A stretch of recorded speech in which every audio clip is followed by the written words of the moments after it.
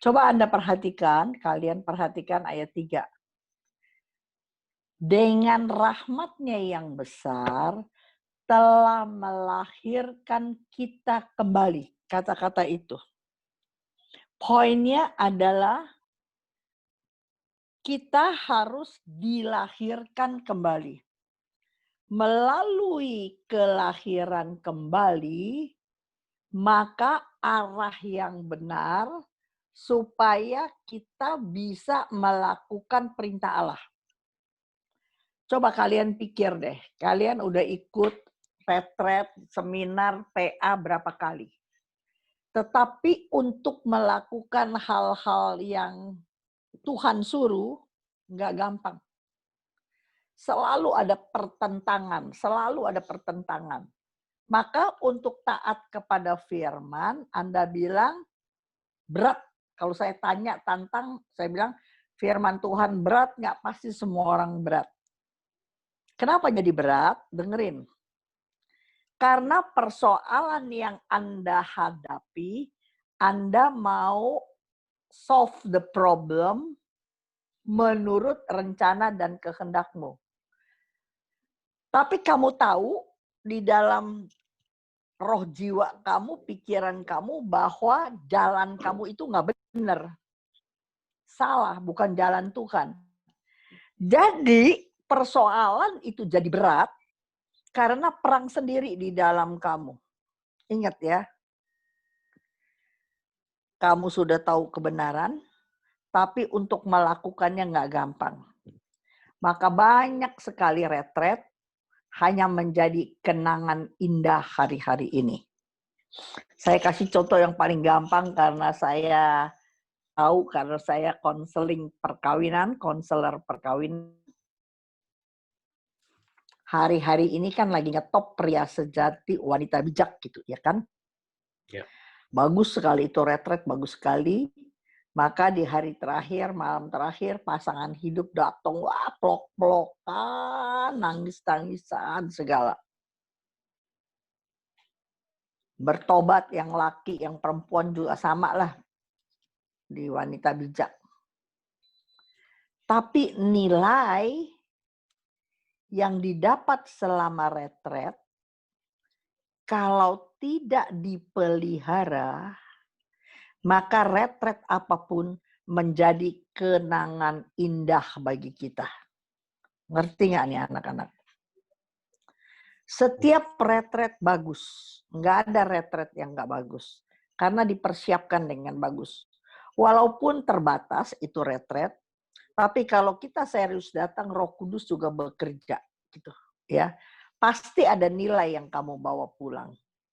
Nah, kenyataannya adalah kalau nilai itu kamu tidak pelihara, maka retret seminar itu yang kamu bilang bagus, bagus, bagus, itu hanya jadi kenangan indah, mimpi yang indah di masa lalu.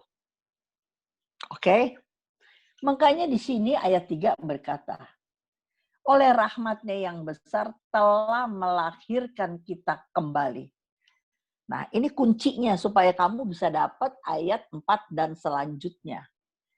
Saya lompat sedikit kepada Titus 3 ayat 4 dan 5. Titus 3 ayat 4 dan 5. Satu orang bacain coba.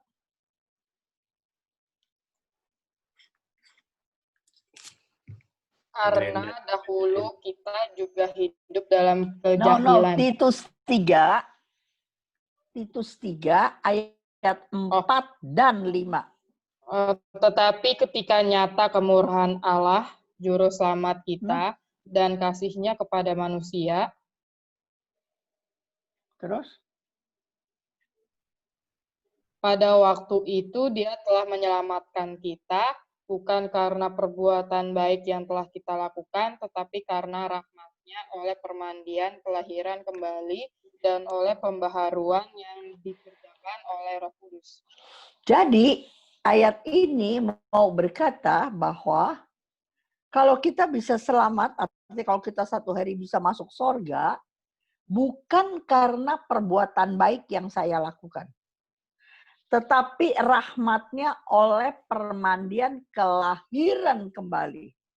Diulang lagi nih, lihat nggak? Harus dilahirkan kembali. Oleh permandian kelahiran kembali, dan kalau kamu sudah lahir baru, kalau kamu benar-benar menjalankan, maka pembaharuan yang tadi Valen bilang, dari manusia lama proses kepada manusia baru, itu proses, nggak bisa instan, nggak ada yang instan. Proses ya, itu proses seumur hidup. Sejak kita dibaptis seharusnya, sampai Tuhan panggil kita, itu adalah waktu yang Tuhan percayakan kepada kita, supaya kita diubahkan dari manusia lama yang menurut rencana dan kehendak kita, maka ketika kita dilahirkan kembali, kita akan hidup berjalan menurut rencana dan kehendak Tuhan. Itu poinnya kelahiran kembali. Ya, oleh pembaharuan terus dikerjakan oleh Roh Kudus. Untuk menjawab ini, pasti di sini saya terusin dulu yang Petrus dulu, 1 Petrus 1 tadi yang 3, 4 dan selanjutnya, ya kan? Hidup yang sudah di dalam Tuhan, manusia baru, adalah hidup yang penuh pengharapan. Di sini jelas sekali. Kepada suatu hidup yang penuh pengharapan untuk menerima suatu bagian yang tidak dapat binasa, tidak dapat cemar, tidak dapat layu, disimpan di surga bagi Anda dan saya, dipelihara oleh kekuatan Allah karena iman, sambil menantikan kapan kita dipanggil Tuhan. Poinnya itu aja. Ya kan? Supaya iman kita bertumbuh, supaya kita bisa terima semua apa yang kita alami, maka kita harus yang tadi saya bilang, diem, sabar, ngalah. Kalau kata Thomas 3 ini, antibiotik. Ya, antibiotik dari komunitas Thomas adalah diem, sabar, marah. Sekalipun harus berduka cita oleh berbagai-bagai pencobaan. Sebab tanpa melalui pergumulan pencobaan, imanmu tidak mungkin bertumbuh. Saya ulangin pelan-pelan ya. Banyak anak-anak maunya semua kayak jalan tol. Saya udah doa, saya udah baca firman, saya udah aktif di PD, aktif di gereja. Kenapa Tuhan masih izinkan banyak gelombang dalam hidup saya? Maka sesungguhnya anak-anak, melalui gelombang itu, Anda bertumbuh. Melalui gelombang itu, mindset kita sudah dirubah, maka kita bisa melihat apa di balik setiap musibah, penderitaan yang Tuhan izinkan terjadi dalam hidup kita. Maka di sini dia bilang, maksud semuanya itu untuk membuktikan kemurnian iman. Nah, ini yang jauh lebih tinggi nilainya daripada emas yang fana. Emas untuk kehidupan tubuh jasmani paling ngetop, ya kan? Mau nyimpen duit bukan di dolar aja, juga di emas. Setiap waktu emas yang jadi patokan. Tetapi imanmu jauh lebih tinggi nilainya daripada emas. Bayangin. Sebab kamu punya segudang emas, waktu kamu mati, 1 gram, 2 gram aja kamu nggak bisa bawa. Tetapi imanmu lah yang membawa kamu untuk menuju hidup yang kekal. Ingat itu, ya. Sampai sini ada pertanyaan dulu nggak? Udah ngerti apa enggak? Kalau belum ngerti, mari kita lihat Yohanes 3. Jelas ya Oma punya ya. Saya kepengen ada respon. Sekarang kita lihat Yohanes 3 ayat 1 sampai 7. Yohanes 3 ayat 1 sampai 7. Nanti Anda baca sendiri di rumah ya. Dia ada 7 ayat saja. Seorang Farisi yang bernama Nikodemus, seorang pemimpin agama Yahudi. Dan suaranya ego ya, 2 ya. Dengerin, pemimpin bangsa, pemimpin agama Yahudi, pemimpin. Jadi bukan imam doang, tapi dia pemimpin. Saya sering berkata, Nikodemus ini kelasnya uskup kali. Kelasnya uskup. Kalau dia kelas uskup, kira-kira umurnya ada 50-an kira-kira. Iya kan? Sebab saat itu Yesus umurnya 30-an. Jadi dia lebih tua. Dia datang malam-malam. Samperin Yesus. Pertanyaan saya, kenapa uskup ini datangnya malam-malam nyamperin Yesus? Ayo jawab, pencet mute-nya 1 orang.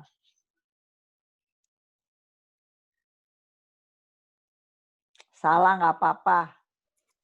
Ketahuan. Ketahuan, takut ketahuan.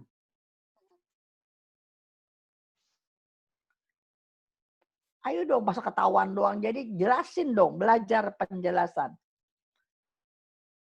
Kan Nikodemusnya orang Farisi, jadi dia takut kalau misalnya ketahuan ngobrol sama Tuhan Yesus. Sebab Tuhan Yesus masih bocah. 30 tahun. Dia kelasnya uskup. Kalau dia datang siang-siang, diliatin banyak orang, masa uskup tanya sama bocah umur 30 kayak kalian gitu. Ya kan? Makanya dia datang malam-malam, gak berani ambil resiko. Tapi saya kasih kamu PR ya, catat PR-nya. Nikodemus itu bukan muncul ini kali doang. Nikodemus itu muncul di mana berapa kali. Nanti jawabannya Biondi telepon saya, kalau nggak Valen yang saya tahu ya. Oke, kita lewatin. Ya, waktu si Nikodemus ngobrol sama Yesus, dia bilang begini. Kan nih dia berkata sama, bagaimana mungkin seorang dilahirkan kembali? Nikodemus aja nggak ngerti, ya kan? Kalau kamu baca kepanjangan nanti kalau kita baca lagi, pokoknya Yesus yang baru umur 30 tahun omong sama uskup yang umurnya 50 tahun. Yang pasti namanya pemimpin agama, dia ahli Taurat, dia kaum Farisi, dia tahu segala. Tetapi berani-beraninya si Yesus ini menjawab, kamu harus dilahirkan kembali. 3 kali dia ngomong. Ayat 3, ayat 5, dan ayat 7. Ya. Berarti ini syarat utama yang penting. Yesus omong sama orang penting. Pasti omongnya bukan yang ece-ece. Pasti dia omong sesuatu yang masuk akal, yang dari Tuhan. Dia bilang sama Nikodemus, dilahirkan kembali. Nikodemus nggak ngerti. Orang saya udah tua begini, masa saya masuk ke rahim ibu lagi gitu. Ya kan? Tetapi di ayat 5 sangat jelas. Ayo seseorang jawab, ayat 5 apa artinya dilahirkan kembali?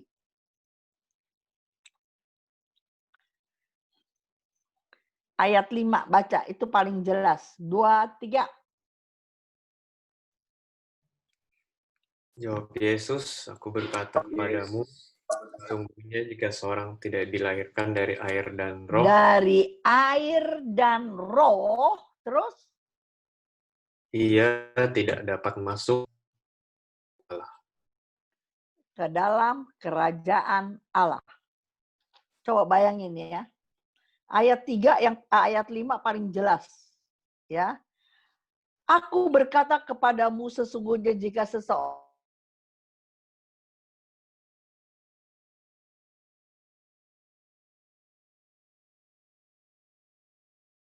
dia ngomong sama uskup nih. Yang umurnya lebih tua. Maka masuk dibangkitkan. Maka itu sebabnya Nikodemus kagak ngerti. Masa saya mesti dimasukin di rahim ibu? Mari kita belajar. Air, tulis anak-anak, tulis. Air dan roh. Air berarti satu, air baptisan. Oma bilang air baptisan. Karena apa? Matius 28 ayat 19 berkata. Matius 28 air, pergilah, jadikanlah semua bangsa muridku dan baptislah mereka. Baptis namanya baptis pasti pakai air. Ya. Jadi air berarti air baptis, orang itu mesti dibaptis. Lahir baru orang dibaptis. Kedua, air berbicara firman Allah. Yohanes 4 ayat 14. Yohanes 4 ayat 14. Tetapi barang siapa minum dari air yang kuberikan kepadanya, ia tidak akan haus untuk selama-lamanya. Sebaliknya air yang akan kuberikan kepadanya akan menjadi mata air di dalam dirinya, yang terus-menerus memancar sampai kepada hidup yang kekal. Bayangin ya. Air yaitu pasti firman yang akan Tuhan berikan memancar terus sampai sepanjang hidupnya. Maka kalau banyak orang merasa kekeringan, bosan menjadi umat Allah, tega karena naksir sama cewek yang bukan kenal Yesus, dengan gampang saja ditinggal, dengan mudah saja meninggalkan pelayanan, meninggalkan iman, hanya untuk cewek, untuk cowok pasangan hidup yang belum tahu tanda tanya kayak apa nantinya, sesungguhnya dia belum mengenal siapa Yesus Kristus. Orang sungguh-sungguh harus mengenal hati Bapa, kepenuhan Roh Kudus, maka dia nggak mungkin bisa meninggalkan Yesus. Apalagi dia sudah mengecap harta surgawi, kata firman Tuhan. Kalau orang yang sudah begitu masih tetap meninggalkan Yesus, maka enggak ada ampunnya lagi. Ya, itu ada ayatnya. Jadi sekali, air berarti air baptisan. Kedua, firman Tuhan. Ketiga, air juga berarti Roh Kudus.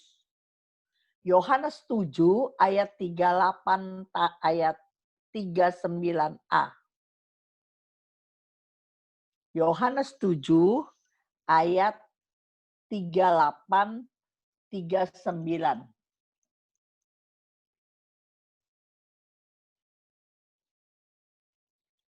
Yohanes 7.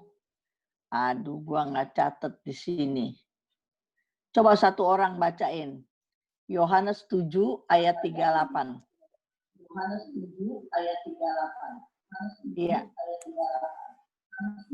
Barang siapa percaya kepadaku, seperti yang dikatakan oleh kitab suci, Dari dalam hatinya akan mengalir aliran-aliran air hidup.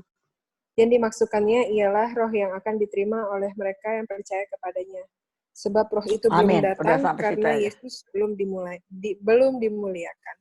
Iya, bisa nangkep ya.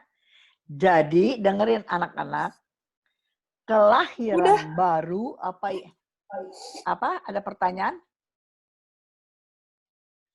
Jadi kelahiran baru itu berarti poinnya ada air baptis, kita sudah semua, ada firman, kita juga udah berjuang baca, ada Roh Kudus. Poinnya begini. Saya suka ambil kesimpulan-kesimpulan sederhana. Orang yang sudah lahir baru, dengerin. Orang yang sudah lahir baru, doa, firman, persekutuan, pelayanan, sudah menjadi pola hidup. Tulis begitu. Supaya kamu bisa cek diri kamu. Sudahkah saya lahir baru? Ceknya dari mana? Doa, firman, bersekutu, dan pelayanan menjadi pola hidup. Udah kebiasaan. Pola hidup tuh kebiasaan. Ya banyak anak-anak muda lulusan luar, kalau habis makan ngopi misalnya. Kebiasaan. Dulu waktu berangkat SMA belum biasa. Di sono 7-8 tahun, langsung pulang kebiasaan ngopi. Misalnya gitu. Ya kan? Ada orang kebiasaan sekarang jalan pagi gitu. Maka dia tersiksa sekali nggak bisa jalan pagi gitu. Ya. Jadi itu udah kebiasaan. Pola hidup begitu. Ya. Maka kalau Anda punya pola hidup menjalankan 4 jari pertumbuhan itu, maka berjalannya waktu kamu sedang diproses dari manusia lama menjadi manusia baru.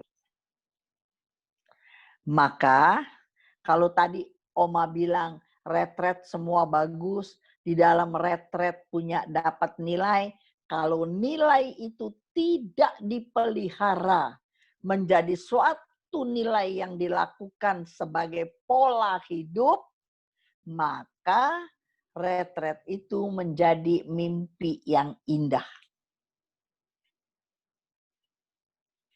Oke, kita terus. Atau sampai sini ada pertanyaan nggak?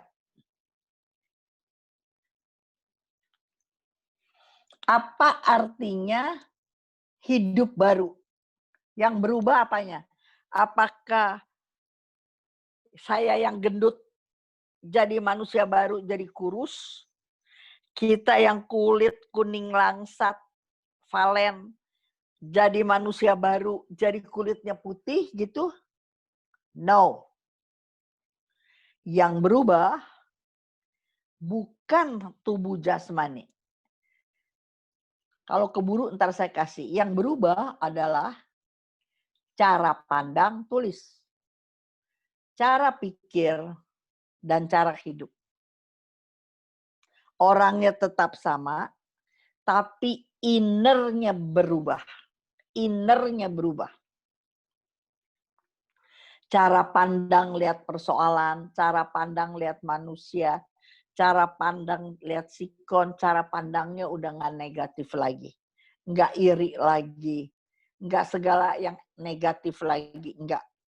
Cara pandang kita belajar berjuang, kita pandang sesuatu dari segi positifnya. Ada beberapa orang di sekitar saya selalu berpikiran negatif. Jadi kalau pikirannya negatif, catat. Pikiran negatif, tulis pikiran, kasih panah ke kanan. Kalau pikirannya negatif, kenal potnya negatif. Setuju nggak anak-anak? Kalau pikiran kita negatif, maka kenal pot kita negatif juga. Kalau kenal pot kita, mulut kita negatif, kebiasaan kita jadi negatif.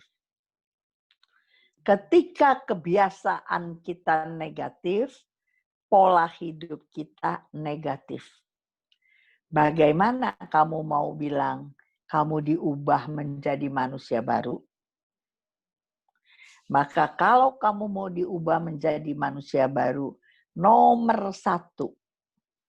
Kemarin dulu ya Oma nonton itu loh, Dai TV ya, Dai ya.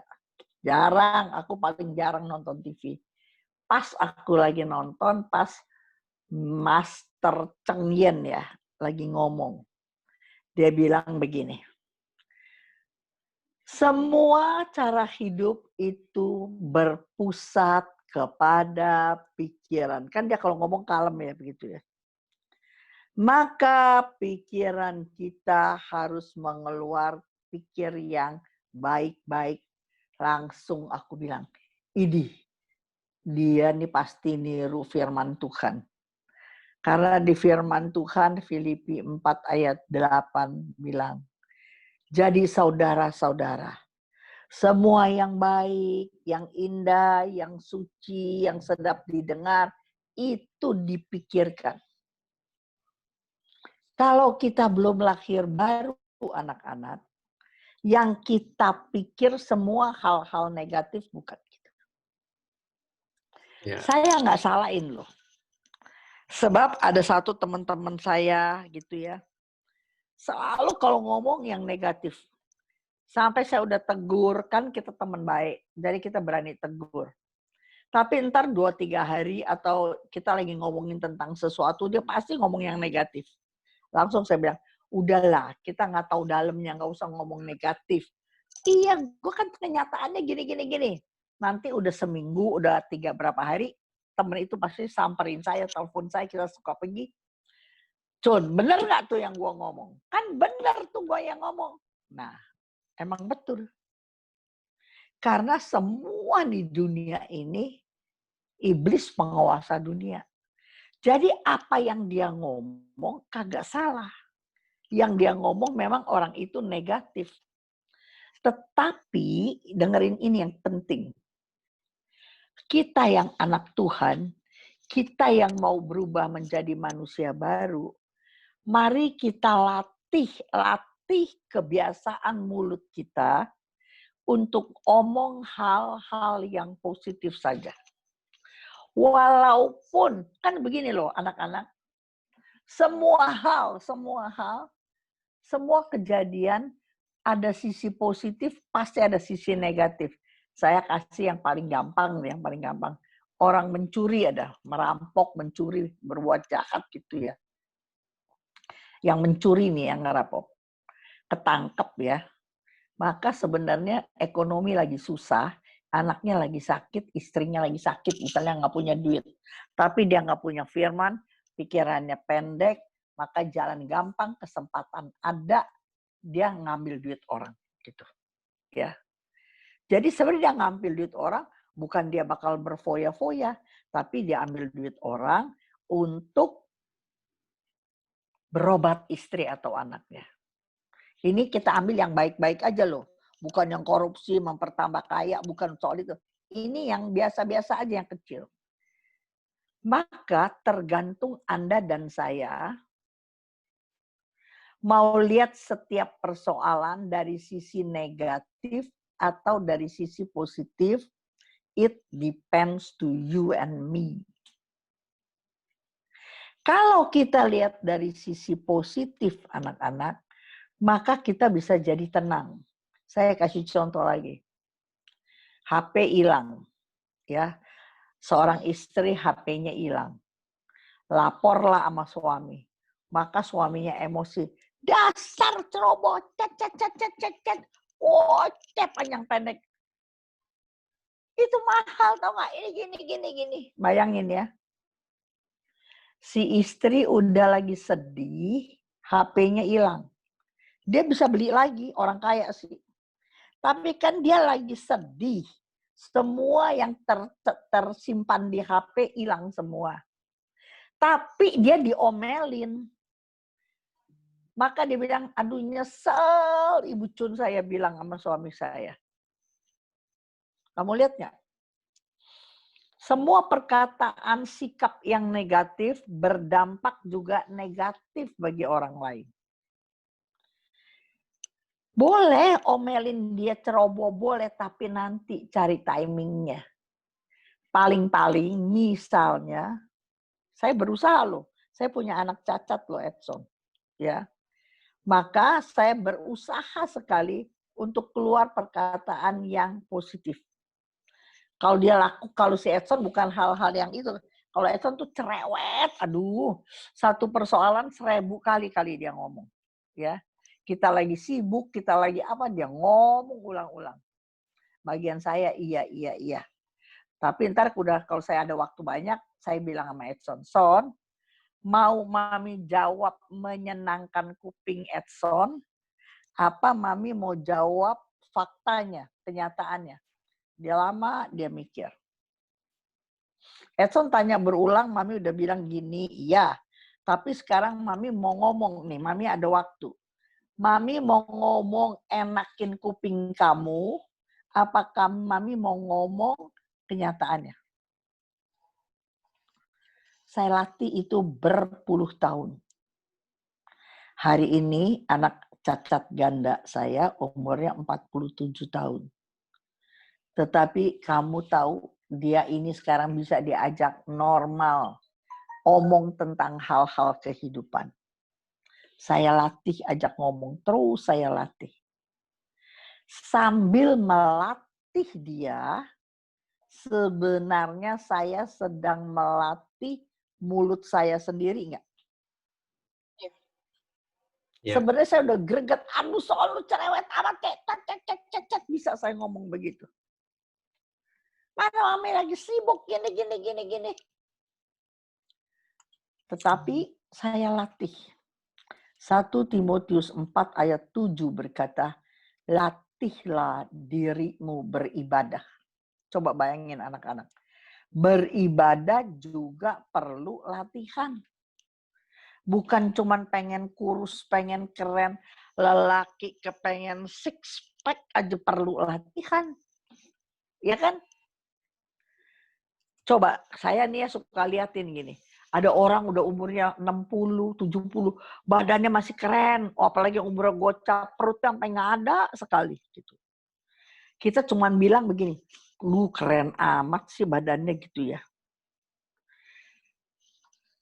Orang udah umur gocap, lakcap, perutnya sampai nggak ada. Itu latihan apa enggak? Pasti latihan. Kita makan bakminya semangkok, pakai pangsit, pakai siomay, dia makan bakminya cuma 2 sendok, betul nggak gitu? Kita makan siomaynya sikat 2, dia cuma makan siomaynya setengah. Waktu kita nonton TV, dia lagi senam, dia lagi olahraga, dia lagi nge-gym, dia lagi lari pagi. Untuk dapat badan yang bagus, untuk lihat dapat badan yang sehat, kita harus latihan. Ternyata beribadah pun harus latihan. 1 Timotius 4 ayat 7b. Oke. Sekarang saya mau berkata begini. Orang dilahirkan kembali itu mutlak. Tulis ya, mutlak. Supaya ketika kamu melatih dirimu menjadi pola hidup 4 jari itu, kalau kamu sungguh bisa hidup mulai proses, tadinya kehendak saya yang mesti jadi, rencana saya yang mesti jadi. Ketika saya belajar untuk menyangkal diri, apa sih menyangkal diri?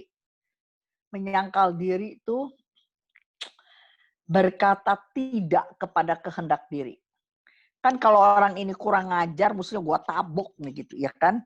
Dia ngomongin binatang, gua juga sautin binatang. Itu kata hati kita, benar nggak? Tapi kita menyangkal diri. Menyangkal diri apa? Berkata tidak kepada kehendak diri.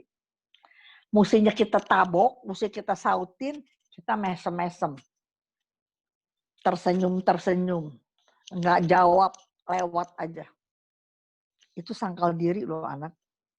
Dan itu perlu latihan. Maka kalau kamu lakukan itu terus, maka sebenarnya kehidupan kamu sedang diubah.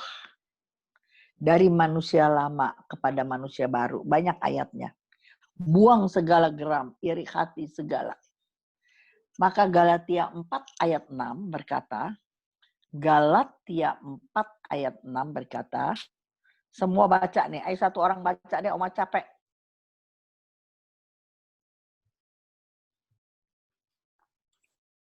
Dan karena kamu adalah anak, maka Allah telah menyuruh roh anaknya ke dalam hati kita yang berseru, ya Aba, ya Bapa. Keren nggak gitu? Kalau kita mau jadi anak Tuhan, kita mau berjuang. Tuhan lihat tuh, nggak ada yang tersembunyi. Selembar rambut kita jatuh, Tuhan tahu.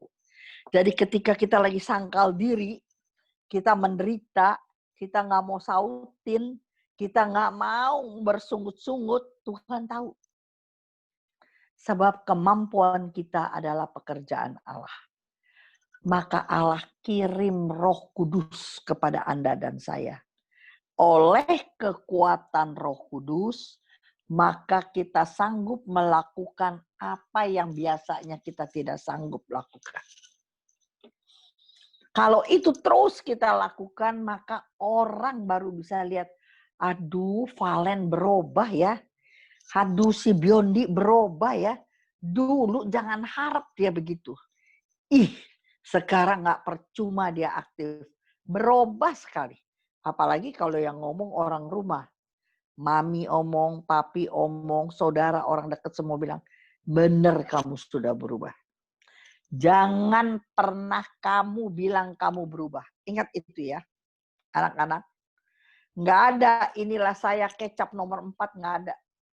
Semua mau bilang saya kecap nomor 1. Tapi tidak boleh bilang saya berubah kalau bukan orang lain yang menilai saya berubah.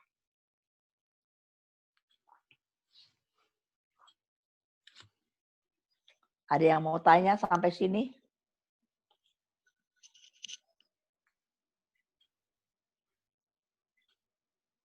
Jelas nggak ini? Jelas, Oma.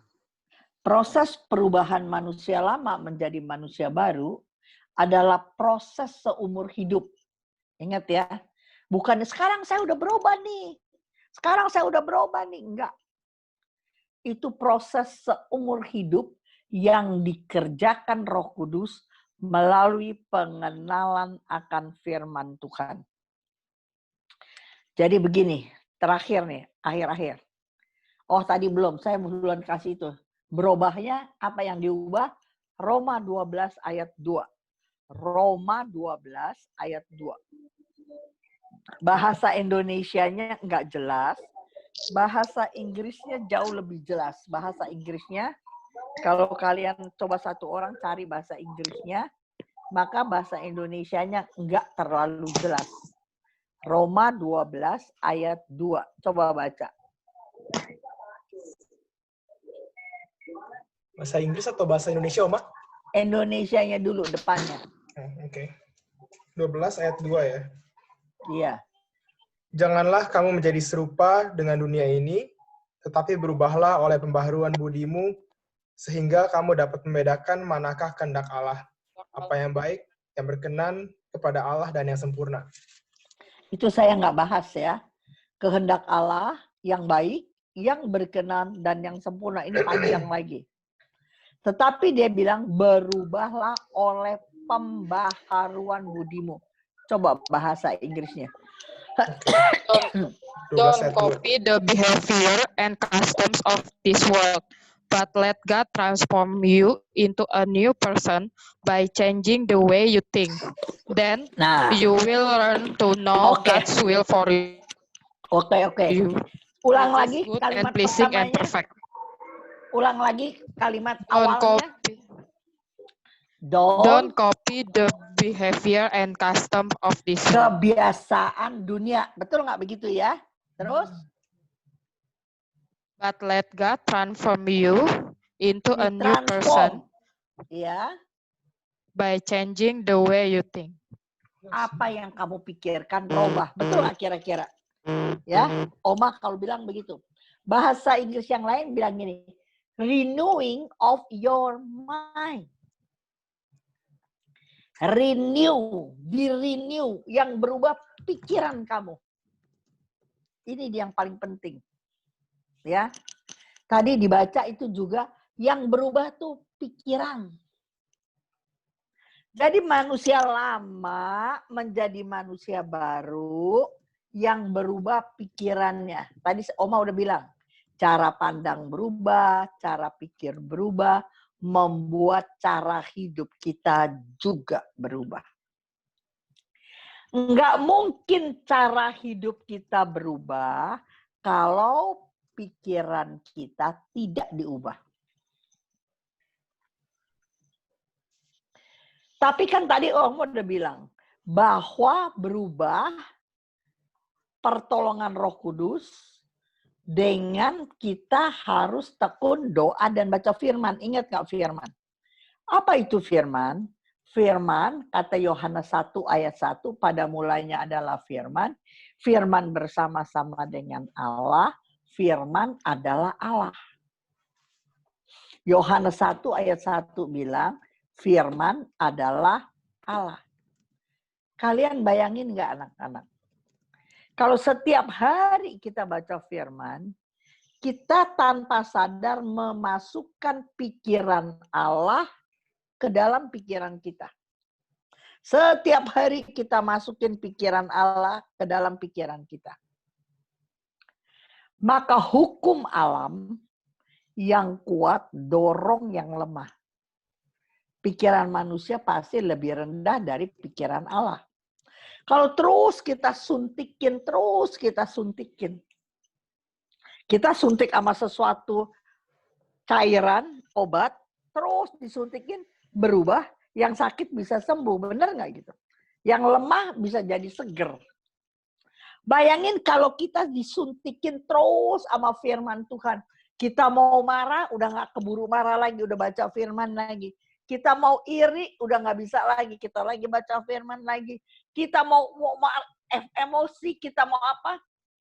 Wih, mau jengkel sama dia, nggak bisa lagi. Sekali lagi Oma mau bilang dia, Oma bersyukur loh. Tuhan panggil Oma menjadi pewarta. Syukur sekali. Zaman Oma bertobat dan jadi pewarta, Oma ini orang pertama SHBDR. Jadi di atas Oma belum ada tuh di Katolik jadi pewarta perempuan, kagak ada. Saya ulangin ya. Zaman saya nggak ada perempuan jadi pewarta, nggak ada. Di Katolik belum ada, di Indonesia loh ya. Belum ada. Jadi nggak ada tuh idola siapa yang saya ikutin, nggak ada. Saya orang-orang pertama perempuan. Tapi dulu saya takut sekali jadi pewarta, ya. Aduh mau ngomong apa dipanggil gitu. Bekeringet saya kalau disuruh pewartaan. Tapi hari-hari ini saya bersyukur Tuhan panggil saya jadi pewarta. Saya mulai pelayanan saya menjadi konselor dulu. Kalian setidak-tidaknya jangan pengen jadi pewarta dulu. Jadi konselor aja. Antar teman. Makanya kamu mesti jaga mulut. Bisa secret rahasia orang. Kamu bisa memberi jawab cocok sama firman Tuhan. Maka orang akan sharing sama kamu. Ketika orang sharing, kamu kasih nasihat sama dia. Nasihatnya pasti firman Tuhan dong. Betul gak? Maka firman itu pedang bermata dua, kata Ibrani 4 ayat 12. Ketika kamu nasehatin orang, sesungguhnya kamu sedang nasehatin diri sendiri. Firman itu pedang bermata dua, menusuk dalam sampai sumsum dan tulang. Saya tahu saya orangnya sangat auban. Saya nih auban. Emosi, Saya bisa lakukan segala dan saya mau, saya mesti bisa. Saya susah sekali dikasih nasihat. Saya sangat pakai logika. Saya orangnya begitu, bukan yang nurut-nurut, bukan. Saya nggak gampang, berpuluh tahun saya belajar. Ya, hanya firman yang bisa mengubah saya. Orang-orang yang mencintai saya punya 1001 alasan untuk menyanggah. Saya pinter sekali kasih argumentasi. Tetapi itu tidak merubah saya. Bisa nangkep? Tapi ketika saya baca firman, maka firman mengubah saya. Maka kalau kamu mau berubah, tanya orang yang paling dekat. Mami, papi, adik, kakak, teman baik. Kita udah berubah belum? Coba sekali-sekali bikin komsel. Sharing-sharing untuk tim inti. Sebutkan kelebihan saya. Kemudian sebutkan kekurangan saya. Jangan langsung ngomong kekurangan, ntar jadi jengkel. Jadi sebelum ngomong kekurangan, ayo kita sharing. Bagus kan? Seorang 3 menit aja, nggak boleh panjang-panjang lebar. 2-3 menit. Apa kelebihan Biondi? Terus apa yang Biondi bisa rubah untuk menjadi lebih baik? Sharing begitu Biondi sama teman-teman. Itu namanya kita saling, kata firman Tuhan. Di perjanjian baru ada 50 kata saling. Kalau saya bisa seperti hari ini, karena ada banyak orang nasehatin saya. Cun jangan begini, Cun jangan begini, Cun jangan begini. Dan saya belajar dari nasihat orang. Nggak bisa kita tahu salah kita sendiri. Ya, maka bersyukur kalau kamu ada di dalam satu komunitas. Bersyukur kalau ada banyak orang mau nasehatin kamu. Jangan anggap kamu punya feeling loh. Kalau kamu di dalam firman, kamu punya feeling ketika kamu ditegur orang, dikritik orang, dinasehatin orang, kamu punya feeling kok. Orang ini mau saya bertumbuh lebih baik, apa orang ini iri? Valen, punya feeling nggak kalau orang ini ngomel, tapi sebenarnya demi kepentingan saya berubah. Sama orang ini ngomel, lu mau cari salah gua aja lu. Berasa nggak Valen? Berasa, Oma. Berasa kan? Beda kan? Iya, berasa. Gitu, ya kan? Beda. Kalau kamu tanya di komunitas saya orangnya suka negur orang. Ya. Tetapi percayalah bahwa kalau orang nggak berani, saya berani gitu. Karena saya nggak punya motivasi untuk apa-apa kok. Saya cuma punya kepengen dia lebih baik doang. Ya, saya belajar. Nah ini nih, satu lagi tulisin. Belajar menerima kelemahan dan kekurangan orang. Belajar menerima kelebihan orang, semua orang bisa. Hanya orang yang sudah dilahirkan kembali bisa menerima kelemahan, kekurangan orang.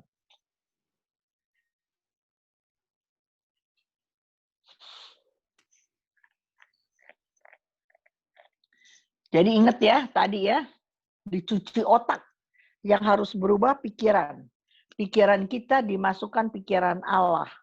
Maka hukum alam yang kuat dorong yang lemah, maka perlahan tapi pasti lama-lama pikiran saya berubah menjadi pikiran Kristus. Keren nggak? Ya. Nah, makanya tema hari ini adalah Efesus 4 ayat 23. Supaya kamu dibaharui dalam roh dan pikiran kamu. Bayangin ya. Efesus 4:23, supaya kamu dibaharui dalam roh dan pikiranmu. Dicuci otaknya. Ya. Makanya tuh mereka-mereka selama 40 tahun kesian si Jokowi untuk menghapus orang-orang yang selalu ganggu kita. Ya, aku bilangin. itu dari SD udah dicuci otaknya. Dari buku-buku mereka, pokok kalau lihat orang kafir mesti begini. Dicuci otaknya dari kecil. Makanya mereka waktu bertobat, saya dengerin pada orang yang bertobat dari sana, dengerin kesaksian mereka. Dulu dia nggak ngerti, nggak diajarin. Pokoknya mesti benci aja sama orang kafir. Berani aja bunuh orang kafir. Tapi kenapa ya? Orang kafir mesti kasih sayang. Kenapa ajarin mesti bunuh? Itu dicuci otaknya. Ingat nggak tuh waktu di mana sih, di gereja mana tuh? Ada bapak yang naik motor, bawa bininya, bawa anaknya, ada bom bunuh diri. Di mana itu tuh? Lupa tuh nenek-nenek. Surabaya, Oma. Surabaya ya? Iya. Coba bayangin ya. Orang tua sampai mati belain untuk anak. Ya kan? Ini ada bapak bawa istrinya, bawa anaknya, bunuh diri. Untuk hal yang dia kagak ngerti. Itu udah dicuci otak bukan? Coba bayangin. Sekarang mari kita juga cuci otak.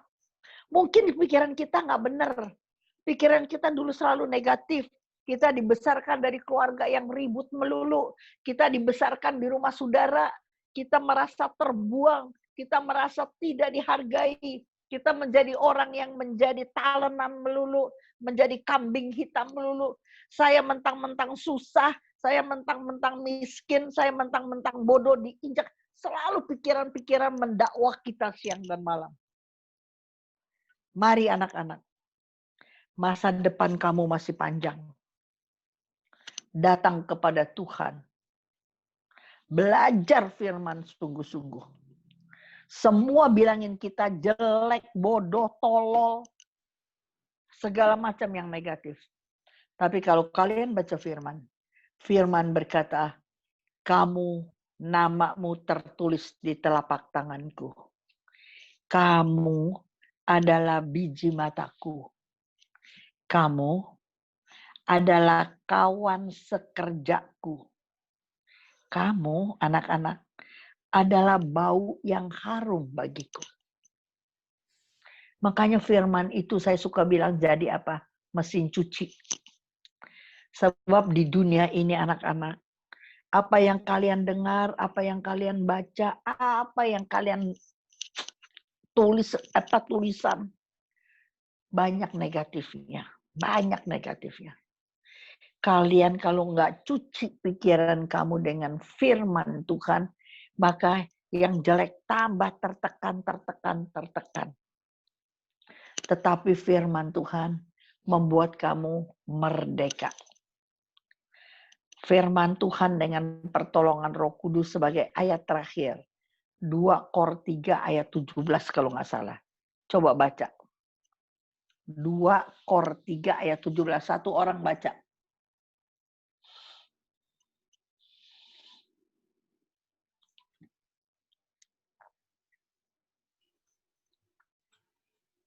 Sebab Tuhan adalah roh, dan di mana ada roh Allah, di situ ada kemerdekaan.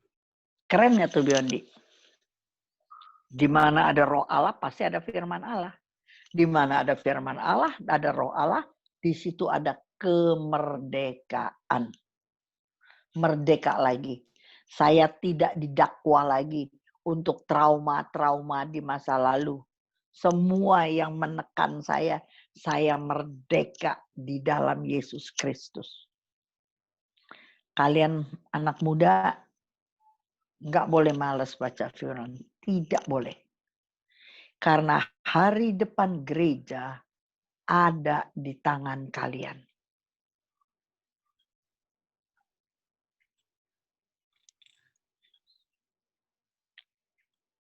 Oke.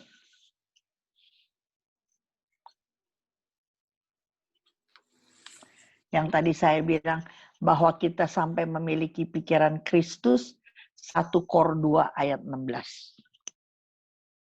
Ayatnya. Siapakah yang mengetahui pikiran Tuhan sehingga ia bisa menasehati dia? Tetapi kami memiliki pikiran Kristus. Kalau kita memiliki pikiran Kristus, Anak-anak, kita jadi wise bukan? Nanti lain kali aku kasih pelajaran itu. Ayo, udah. Sudah waktunya. Sekarang saya kasih sedikit waktu untuk pertanyaan. Siapa yang mau bertanya, saya kasih 2-3 orang. Tapi dalam kaitan pelajaran ini aja dulu. Kalau nggak ada, Oma mau tutup. Ada yang mau nanya nggak?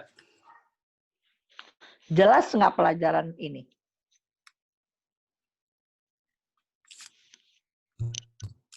Jelas dan menusuk, Oma. Jelas, Oma. Jelas ya? Jelas, aku senang sekali. Aku nggak mau panjang, nggak mau cepet-cepet, tapi aku mau kalian mengerti. Ini banyak sekali orang tidak dibuka. Jadi aku nggak bisa lihat mukanya. Siapa aja nih ya.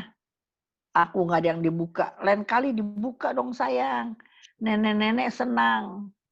Kalau bisa lihat, ada 32 orang. Tapi mukanya kagak ada yang dibuka. Halo, Oma. Regina. Halo gitu dong. Halo, Oma. Dibuka dong. Saya Priska. Kenapa? Oma, Iya, buka semuanya buka. Aku mau lihat nih muka-mukanya nih. Joy. kemarin saya lihat ini ya, Oma ya, di Pentecost ini ya. Ah? Pentecost ya, saya Kenapa? kaca ini ya, yang Pentecost itu online ya. Oma ikut firman firman Tuhan di Pentecost yang Iya, Oma. Iya. Ya, saya ikut itu. Oma ikut 1 kali di Pentecost. Ya, saya ikut itu. Yang ngomong siapa tuh? Saya. Siapa yang ngomong? Adrian. Adrian, ayo ngomong sekali lagi, itu. Oma nggak dengar. Saya kemarin ikut Suaranya nggak terlalu Pentecost bagus online. ya. Dari kesana saya ikut Pentecost, saya ikut terus ECA. Oh. Saya ikut ya. Ikut terus. Bagus. Ikut terus ya. Iya. Oke. Anak-anak, ayo sebelum tutup, saya nggak mau tutup doa. Saya mau dari Biondi pilih anak-anak yang bisa doa. Langsung doain Oma. Oma, sorry sebelumnya aku mau nanya, kalau boleh. Oke, boleh dong. Oke. Malam Oma, nama aku Jennifer. Jadi aku mau nanya kalau misalnya, tadi kan bilang lahir baru, salah satunya kan kita harus dapat feedback dari orang lain. Itu Iya. Kadang-kadang memang kita bisa membedakan mana yang memang memberi masukan untuk pertumbuhan kita sendiri, mana yang enggak. Cuman kayak kadang-kadang ada juga saatnya dimana kita nggak bisa bedain itu. Kira-kira ada saran nggak kayak gimana caranya mungkin ya untuk mempertajam kepekaan ya semacam itu. Ya, biar kita bisa benar-benar bertumbuh di arah yang benar gitu. Siapa nama kamu? Jennifer, Om. Yeni. Boleh, Yeni. Dengerin saya, Yeni.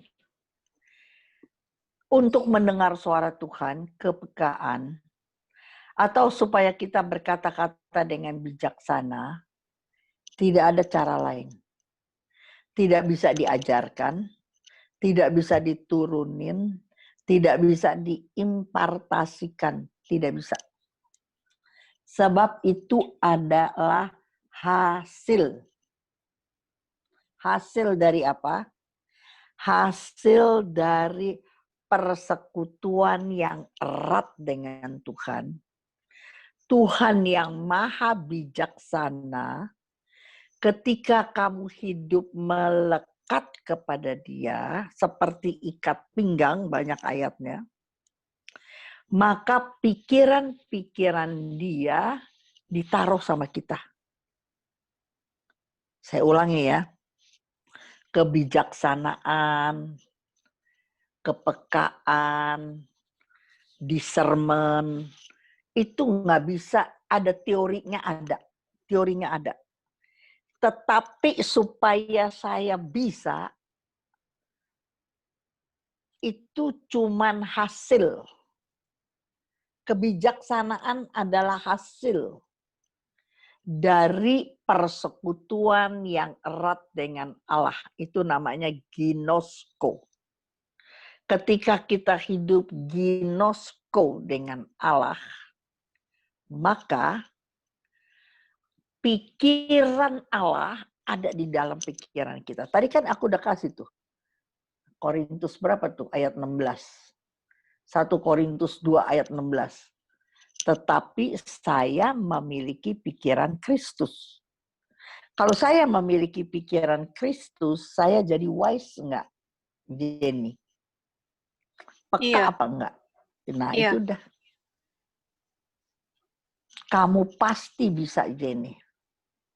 Jangan terlalu banyak omong hal-hal yang bisa jadi teman kopi orang lain. Kalau mau muntah, harus ada teman 1-2 orang. 1-2 orang aja. Tapi banyak waktu berdoa sama Tuhan. Lebih baik kalau Oma nih, kan mau nggak mau orang jadi nilai, udah kelas Oma.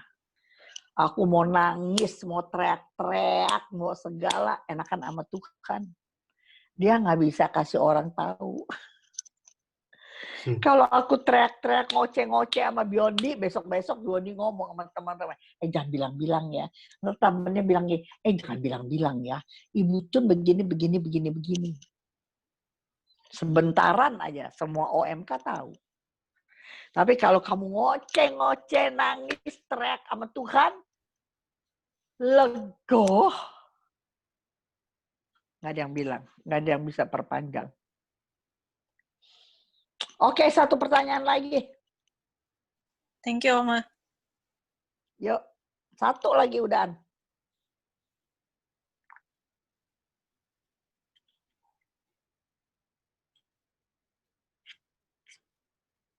Ayo, kalau nggak ada kita udahan.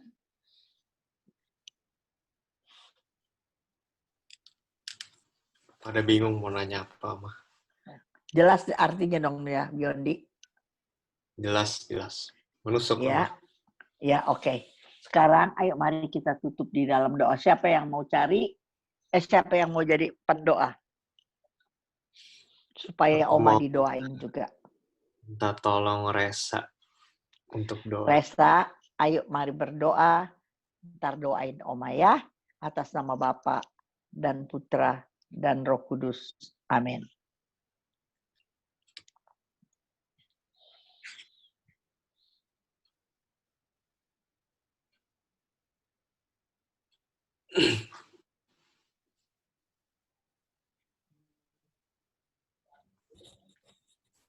Bapa, kami mengucap syukur pada malam hari ini kami boleh mendengarkan firman yang dibawakan oleh Om Macun. Berkati kami supaya kami boleh menjadi pribadi yang semakin baik lagi, semakin hari, semakin bertumbuh di dalam firman-Mu, dan kuatkanlah kami dan utuslah Roh Kudus-Mu, supaya kami boleh selalu hidup dituntun oleh Roh Kudus, menjadi manusia baru yang dilahirkan kembali. Amin. Amin. Terus tuh. Doain Om Macun, jangan lupa. Kami juga mau berdoa untuk Om Macun yang sudah membawakan sesi pada malam hari ini. Kiranya Tuhan boleh berkati Om Macun dan kesehatan, dengan rezeki yang berlimpah, dengan berkat-Mu yang senantiasa menaungi keluarganya dan anak-anaknya. Amin. Amin. Demi Yesus Kristus, kami sudah berdoa dan mengucap syukur. Amin. Atas nama Bapa, Putra, dan Roh Kudus. Amin. Dengerin, ini pelajaran anak-anak. Kalau Oma bilang amin, amin, itu artinya iya. Ingat nggak kalau kita misa, penutup misa, kita lagi doa umat, ingat nggak? Terus kita jawab apa? Amin, amin. Bukannya disuruh diem, Resa. Amin. Iya, Oma setuju. Oma mengiyakan, mengamini. Jadi, kalau ada doa, biar Ibu Jun diberkati luar biasa. Amin. Bukan disuruh stop. Jadi, Oma tangkap nubuat itu. Oma tangkap berkat itu. Amin. Supaya menjadi kenyataan dalam hidup kita. Itu namanya umat yang aktif. Kalau didoain mesti ngomong amin, amin. Ingat aja misa, waktu doa umat Kan semua jawabnya dengan amin. Ya, dan doa harus selalu ditutup demi Yesus Kristus. Dalam nama Yesus. Yesus yang hidup dan berkuasa. Tertuju kepada Bapa, pertolongan Roh Kudus, doa ditutup di dalam nama Yesus. Amin. Oke, bye-bye. Sampai jumpa lagi. Om Alif Thank you, ya. Oma. Ya, Om Alif. Oke. Thank you Langsung semua. kabur. Kok ada kabur nih? Mana nih? Ayo, mau foto. Foto nih, foto. Boleh dari panitia, boleh kalau semuanya nggak bisa semua banget sih. Foto kan, foto. Nggak ada pengumuman, admin. Iya. Habis foto baru pengumuman. Foto. Yes. Wait, bentar ya. Belum. Aba-aba ini semuanya belum nongol nih mukanya nih. Jadi akan foto 2 kali ya karena keterbatasan dari Zoom. Cuman bisa berapa nih? Nggak tahu berapa. Nggak tahu kenapa cuma bisa nggak bisa semuanya. Ups, bentar. Saya